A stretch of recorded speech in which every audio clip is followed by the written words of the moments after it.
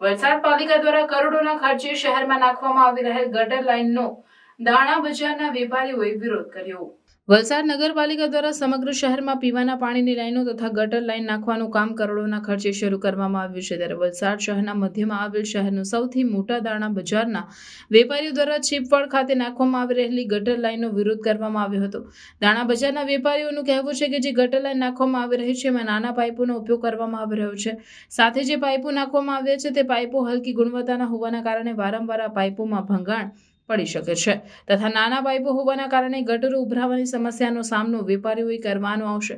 દર વર્ષે ચોમાસામાં દાણા બજારમાં પાણી ભરાઈ જતા હોય છે, તે માટે વેપારીઓ દ્વારા વારંવાર રજૂઆત બાદ આ ગટર લાઇન આવી છે, પરંતુ આ ગટર લાઇનમાં નાના પાઇપો નાખવાથી વેપારીઓની હજુ મુશ્કેલી વધશે એવું વેપારીઓ જણાવી રહ્યા છે।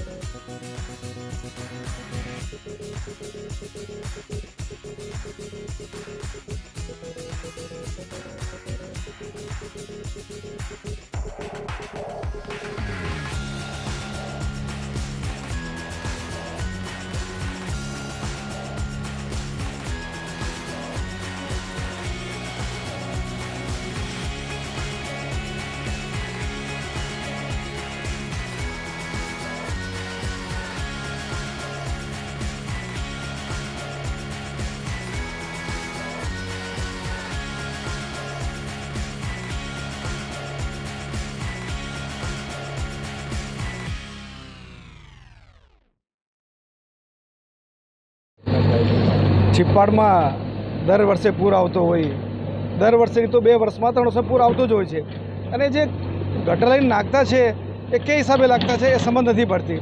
કેમ કે અહીંયા પાણી ભરાવતો હોય તો એ સમજીને વિચારીને લાઈન પાઇપ મોટા નાખવું જોઈએ જેથી પૂરનું પાણી ભરાય, વરસાદનો છીપ્પાડમાં પાણી ભરાય, એ પાણીનો નિકાલ થાય।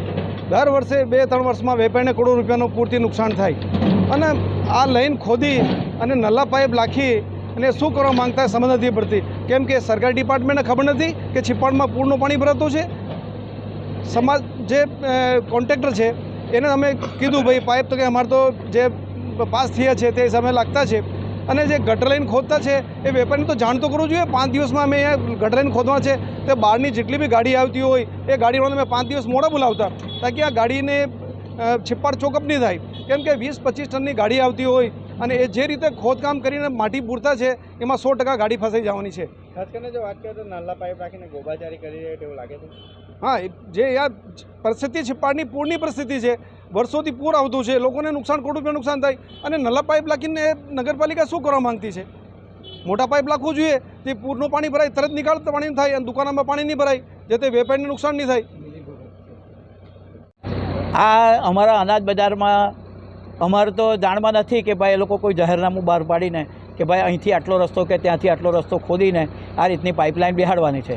હવે આ બેહાડીને પાઇપલાઇન તો એ લોકો ચાલુ કરી દીધું અને અત્યારે જે અમારી દ્રષ્ટિએ જે દેખાય છે આ પાઇપ ઘણા નાના છે અને અનાજ બજારમાં તો આટલો વરસાદ પડે, કેટલું પાણી ભરાઈ જાય, કરોડો રૂપિયાનું છેલ્લા 4-5 વર્ષ જે રેલ આવી તેમાં 3-3, 4-4 કરોડ રૂપિયાનું નુકસાન થયું છે. અને આવા નાના પાઇપ નાખીને પાછી એની એ જ ખેલ ચાલવાનો હોય તો આ હું ધંધો સમજમાં આવતી નથી. અને આખા ગામમાં રોડ તો બનતા નથી ને અહીંયા બનેલા છે તે બી ખોદી નાખ્યા. અને આગળ હનુમાનજીના મંદિર પાસે કોન્ક્રીટ રોડ બનાવ્યો છે, જે હાલમાં જ બનાવ્યો છે, લગભગ 15 થી 20 લાખ રૂપિયાના ખર્ચે બનાવ્યો છે. હવે તેને બી ત્યાં પણ આગળ તોડફોડ કરવાની.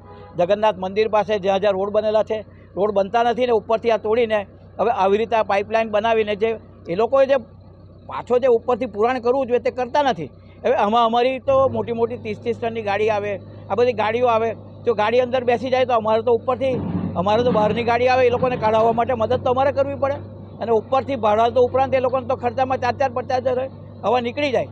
એટલે આ જે આવા નાના પાઇપ નાખીને કામ કરો અમને કોઈ વાંધો નથી, પણ અમને આ કોઈ કામમાં અમને દમ લાગતો નથી.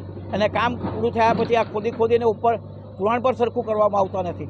અને અમારી બહારની ગાડીઓ આવે, અમને જાણકારી આપેલી હોતી તો અમે આ વસ્તુ કહેતે કે ભાઈ કે ચાલો ભાઈ ગાડીવાળાને અટકાવીએ. આ તો બહારની ગાડી આવે ને 1-2 દિવસ કેવી રીતે ઊભી રાખી શકીએ? એ લોકો તો અમારી પાસે ખોટી 5,000 ને 10,000 માગે, ખોટીના પૈસા લે અમારી પાસે.